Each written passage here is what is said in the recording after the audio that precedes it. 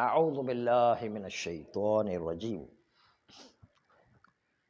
بسم اللہ الرحمن الرحیم، وبہ نستعین وہو خیر معین۔ اب کانٹا دار مقابلہ ہے، اس لیے آپ کو بڑی حواس جمعی سے گفتگو کو سننا ہے تاکہ اس گہرائی کو سمجھ پائیں۔ اس لیے کہ دو پہلوان کے درمیان ایک تیسرے پہلوان کودے ہیں، یعنی دو بڑے بڑے پہلوان ہیں، ایک صاحب کفایہ، دوسرے آغا شیخ مرتضیٰ انصاری، اور ان کے درمیان میں آخوئی کود پڑے ہیں، یعنی درمیان میں تو مقابلہ بڑا سخت ہے۔ یعنی تو آپ کو اس مقابلے میں ذرا دھیان رکھنا ہے کہ کون کون سے پوائنٹ لے رہا ہے، یعنی بڑا سخت قسم کا مقابلہ ہے، دیکھیے گا کیسا مقابلہ ہوتا ہے۔ تو دو صورتوں میں سے ایک صورت جو ہے، پہلی صورت آج بیان ہو رہی ہے۔ پہلی صورت یہ ہے کہ انسان کو علم اجمالی جمعرات کے دن پیدا ہوا ہے۔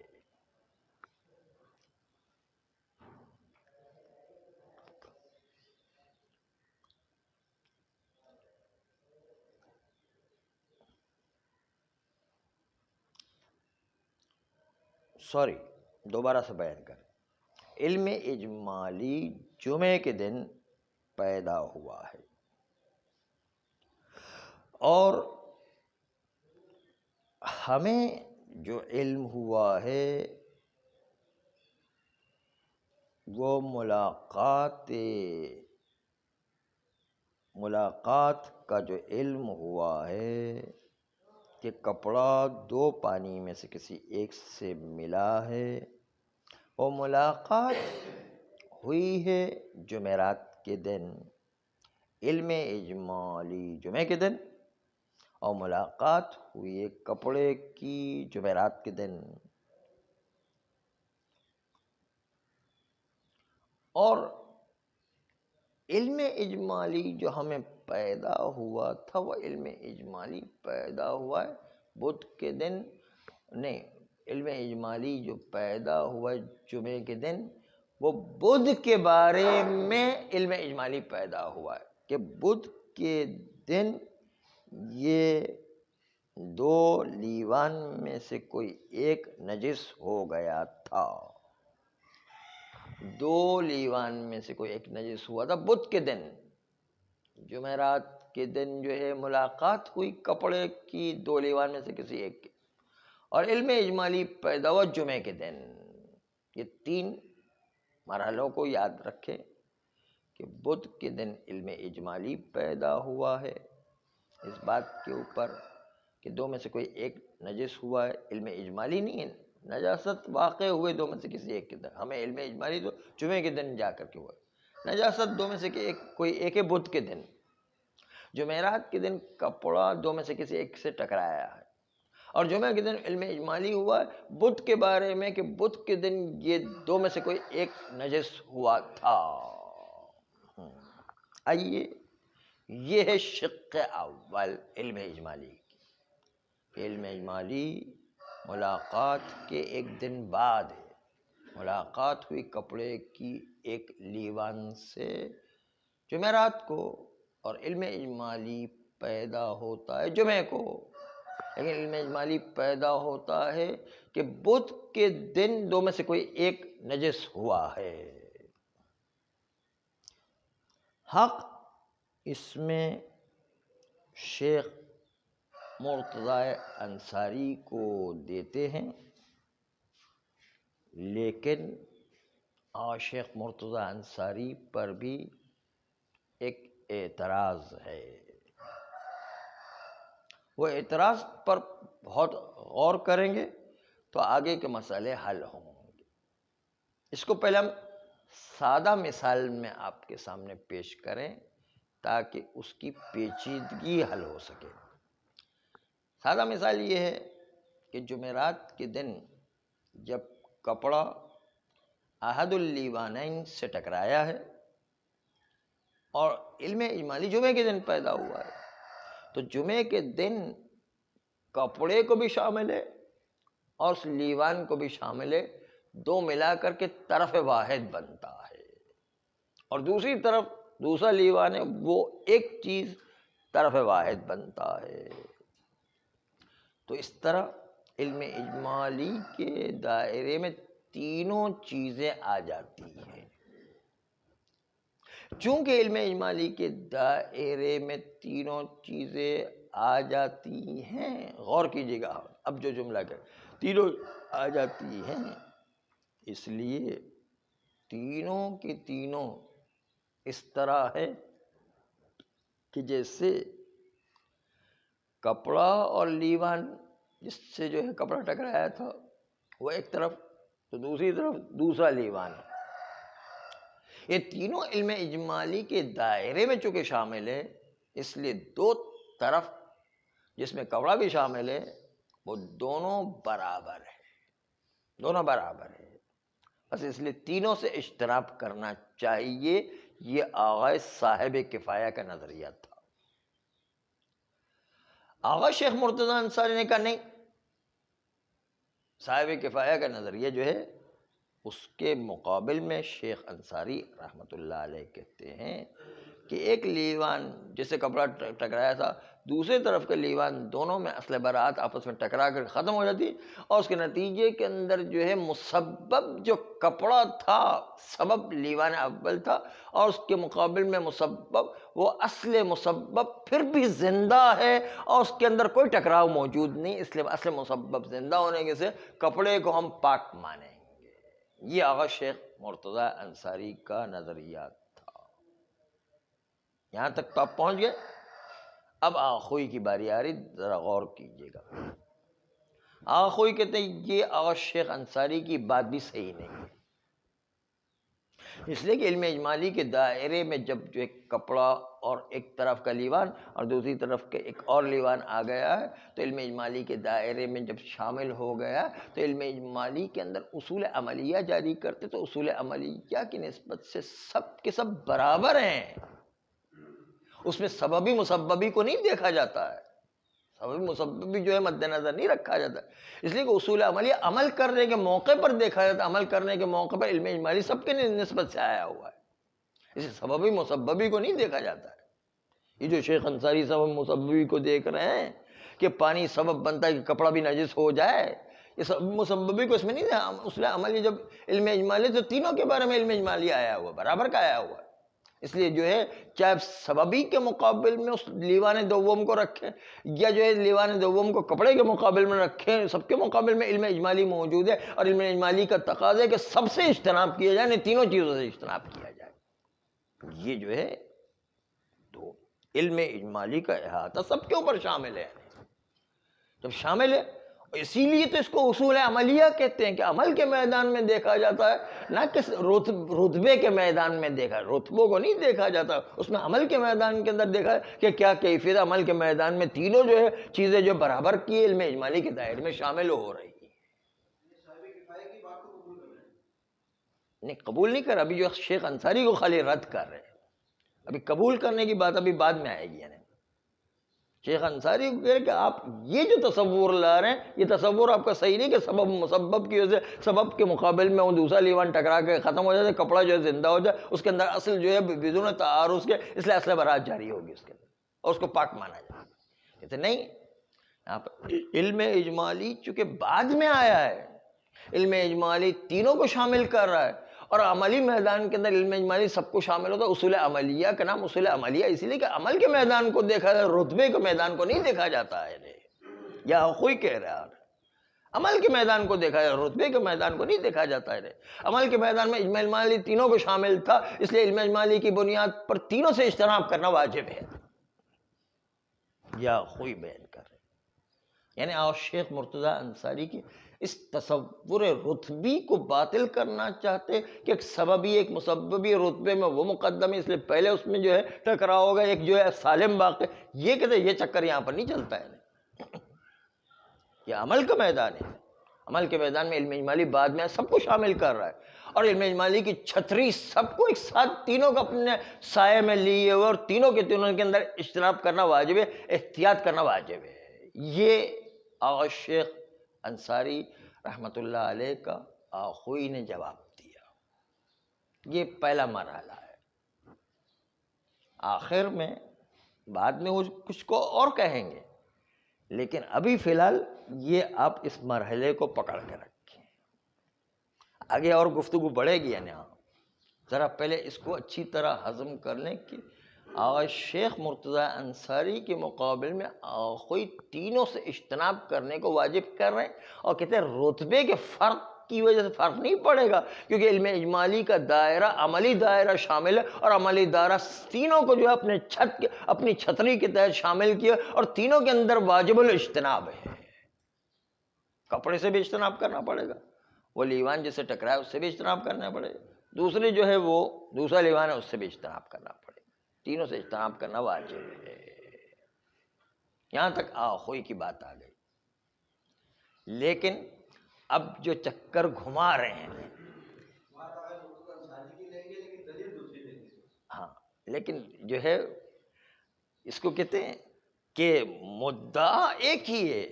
دلیل مختلف ہے، دلیل الگ ہے۔ آخوئی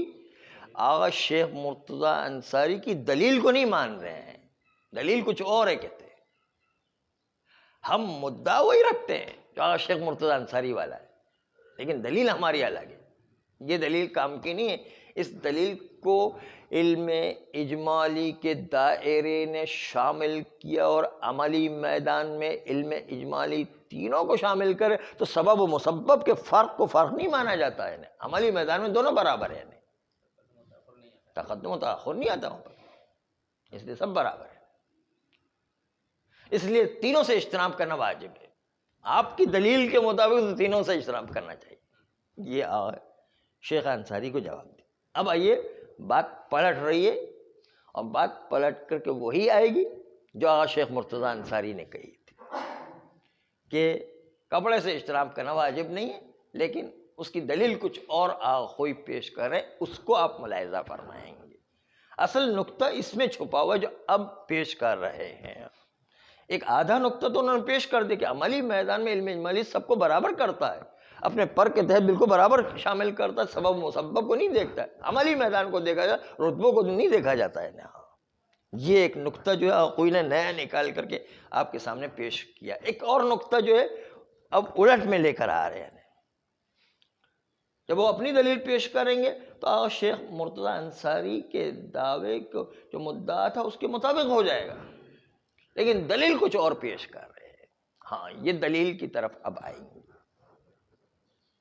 فرماتے ہیں کہ چونکہ منکشف بدھ کے دن ہے، اس سے آپ سمجھ جائیں کہ منکشف نجاست دو میں سے کوئی ایک جو ہے بدھ کے دن ہے، اس کا مطلب یہ ہے کہ نجاست بدھ کے دن ہے اور کپڑا ٹکرایا ہے جمعرات کے دن۔ اب آپ اس سے اندازہ لگائیں کہ علم اجمالی کے دائرے کے تحت چاہے وہ تینوں شامل ہو گئے، لیکن نجاست کا آنا بدھ کے دن ہے۔ دو کپڑے میں، دو لیوان میں سے کسی ایک کے اندر نجاست کا آنا بدھ کے دن ہے وہ، اور بدھ کے دن جو ہے مقدم جمعرات پر کہ جمعرات کے دن ملاقات کپڑے کے بارے میں پتہ چلا ہے۔ بس چونکہ لیوان کا نجس ہونا بدھ کے دن ہے، کپڑے کا نجس ہونا جمعرات کے دن ہے ملاقات کے نتیجے میں، تو چونکہ نجاست پہلے ہے لیوان کی اور کپڑے کی نجاست بعد میں، اس لحاظ سے جو ہے فرق پیدا ہو جاتا، اس لحاظ سے جو ہے فرق پیدا ہو جاتا۔ بدھ کے دن لیوان نجس ہوا ہے اور کپڑا جمعرات کے دن نجس ہوا ہے، دونوں کے اندر فرق ہے۔ یہ فرق ہے اصل میں، کہ جس کی وجہ سے رتبی فرق اب مانا جائے گا، اب تقدم و تاخر آ جائے گا، کیونکہ پہلے پانی نجس ہوا ہے، اور پانی پہلے نجس ہونے کے بعد کپڑے کا نجس ہونا جمعرات کے دن ہے، اس لیے بعد میں ہے، اس لیے سبب مسبب اب پیدا ہو گیا ہے، ورنہ عملی میدان میں کوئی سبب مسبب نہیں ہے۔ علم اجمالی کے دائرے کے لحاظ سے جمعے کے دن کے اعتبار سے دیکھیں تو تینوں برابر ہیں۔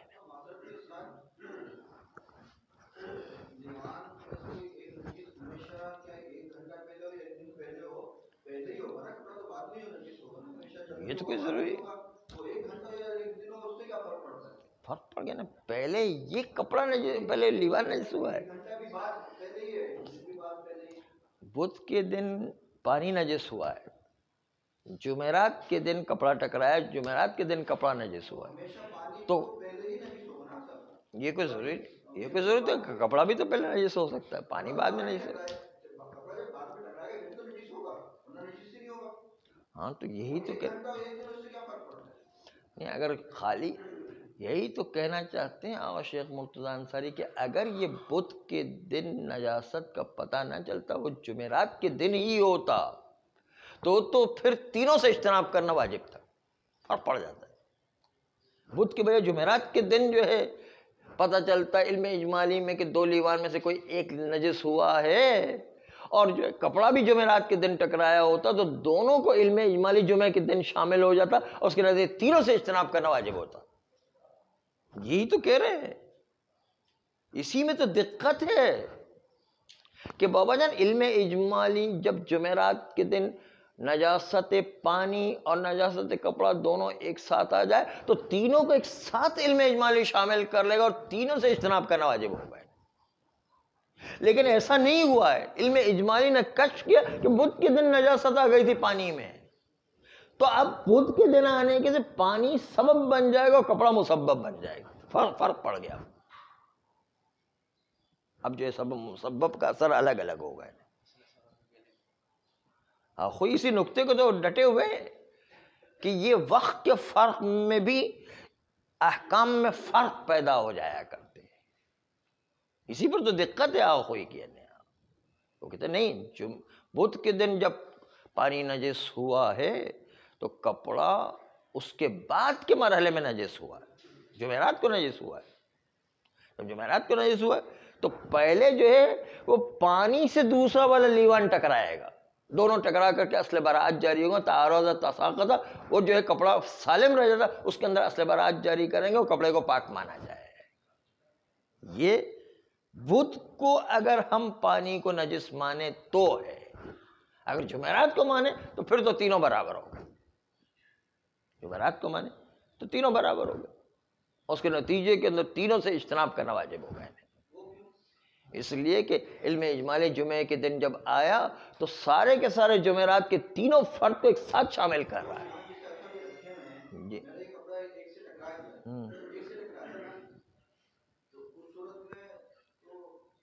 جب کپڑا ٹکرایا اور جو پانی بھی نجس ہوا دونوں برابر برابر تھا تو اس کا مطلب علم اجمالی تینوں کو شامل ہو جائے گا ایک ساتھ۔ ہاں تینوں کا شامل تو اجتناب، وجوب اجتناب میں تینوں شامل ہو جائیں گے، کیونکہ احتیاط کرنا ہے نا،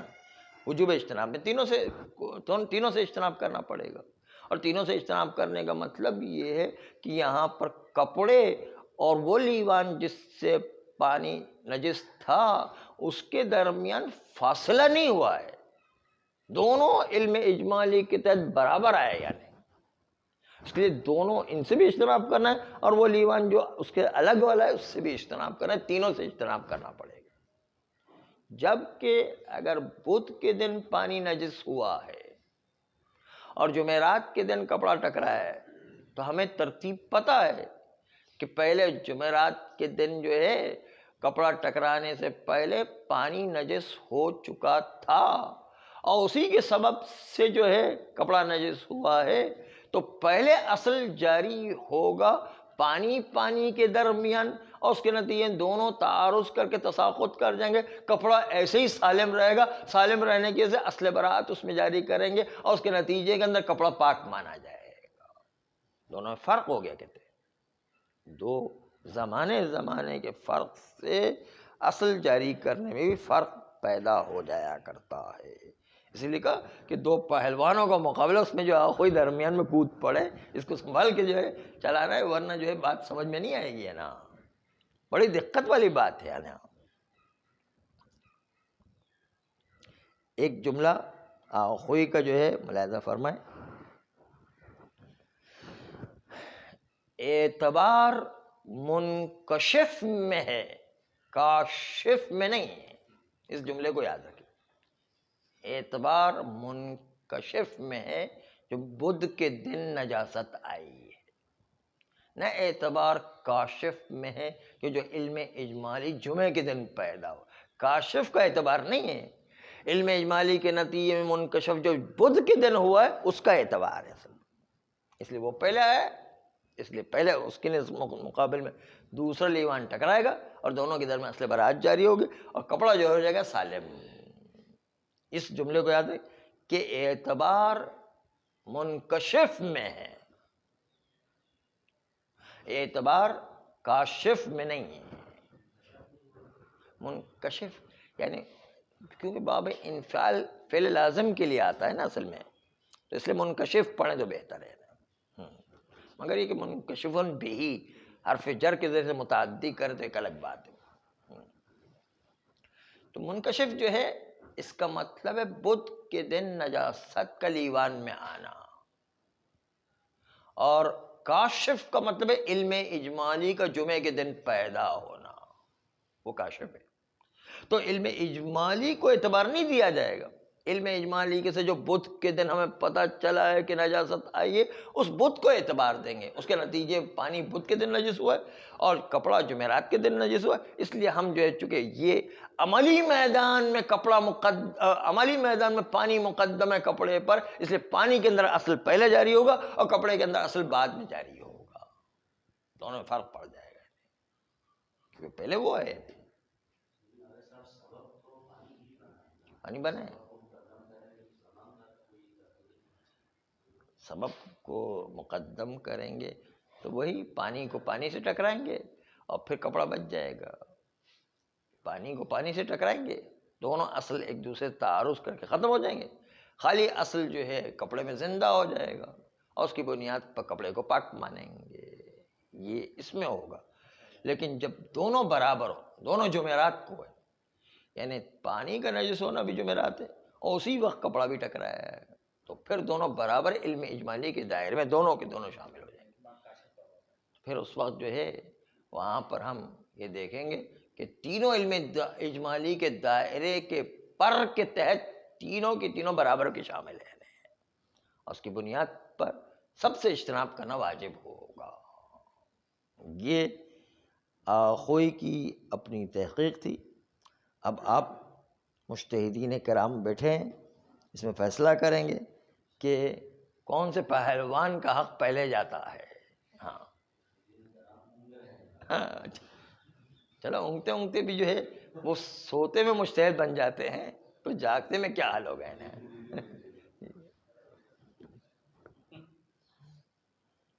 اس لیے تفصیل آخوئی نے پیش کی ہے، اس پر ذرا غور کریں اور انشاءاللہ آئندہ صلی اللہ علیہ وسلم